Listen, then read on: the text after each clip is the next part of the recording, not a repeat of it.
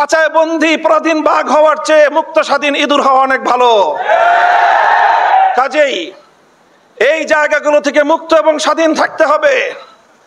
250 কোটি মুসলমানের প্রয়োজন নাই, 50 লক্ষ স্বাধীন মুসলমান গোটা বিশ্ব ব্যবস্থাকে পরিবর্তন করে দেওয়ার জন্য যথেষ্ট হবে।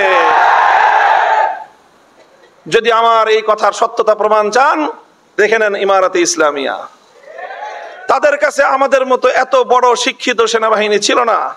তাদের কাছে আমাদের দেশের বড় বড় অর্থনীতিবিদদের মতো এই সমস্ত আতেল মার্কা বড় বড় কোনো অর্থনীতিবিদ নাই। তাদের কাছে আমাদের মতো এরকম অনেক higher educated triple double doctorate ওয়ালা কোনো শিক্ষাবিদ নাই। আর তাদের কাছে আপনার মিডিয়াও কিচ্ছু নাই, কোন মিডিয়ার দরকার পড়ে নাই। কবজিতে শক্তি অর্জন করেছে, কবজিতে। তারপরে ইতিহাস তারা যেভাবে লিখেছে সেভাবে ইতিহাস নিয়ন্ত্রিত এবং সেভাবে ইতিহাস রচিত হয়েছে। সভ্যতা তারা বিনির্মাণ করেছে। চেয়ারের উপর পা উঠায় আসন দিয়ে বসা যায়।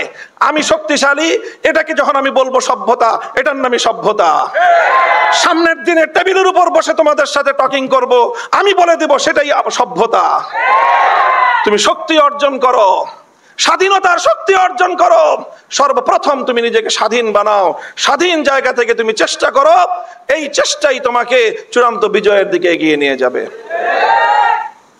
ইনশাআল্লাহ ইনশাআল্লাহ দিন বিজয়ী হবে, খেলাফত কায়েম হবে, সারা পৃথিবীর মানুষ আবার মুক্তি পাবে ইনশাআল্লাহ।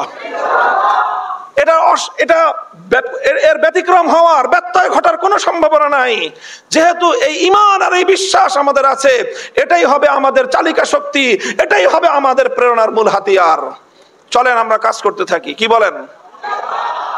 বাংলাদেশ খেলাফত যুব মজলিস মূলত সেই টার্গেটকে সামনে রেখেই কাজ করে যাচ্ছে।